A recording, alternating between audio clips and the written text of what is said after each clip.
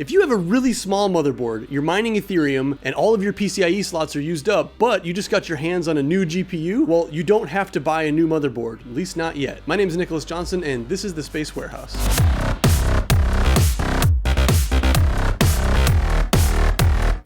This is an M.2 to 4x PCIe riser, and it's only $7 on Amazon. Link in the bottom of the description below. So it turns out for mining cryptocurrency, all the really hard work is happening inside the graphics card's memory itself. There really isn't all that much high-speed data transfer going back and forth between the motherboard and the cards. That means that you can plug in multiple GPUs to the same motherboard, any motherboard. You don't need one of those mining-specific motherboards, and they don't have to be in the 16x slot. And even once you've used up all of your PCIe slots, this little golden goose will give you one more. This is a very small form factor Gigabyte B450M motherboard I bought on Amazon for 60 bucks. This motherboard only has 3 PCIe slots on it, one 16x, one 4x, and one 1x. However, these are 4 RTX 3080s all plugged into this same little motherboard, and each one able to hash at 95 megahash per second thanks to this little M.2 to PCIe 4x adapter thing. Installation is really easy. This board comes with a screw already in the right spot, so just take that screw out,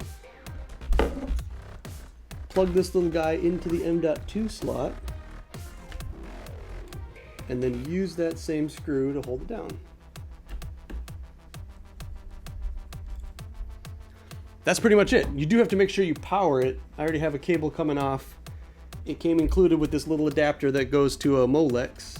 This does force you to use SATA for your SSD drive, but that's plenty fast for its limited use in a mining rig. Then we'll just plug in this little 1x to 16x riser and the USB that's going to the card itself.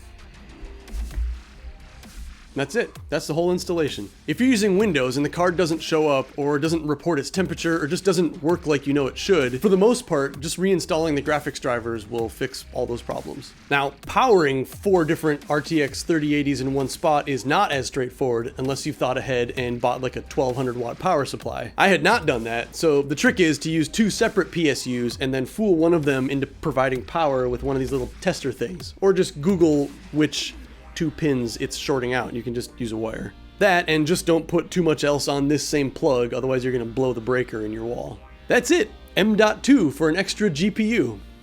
Goodbye.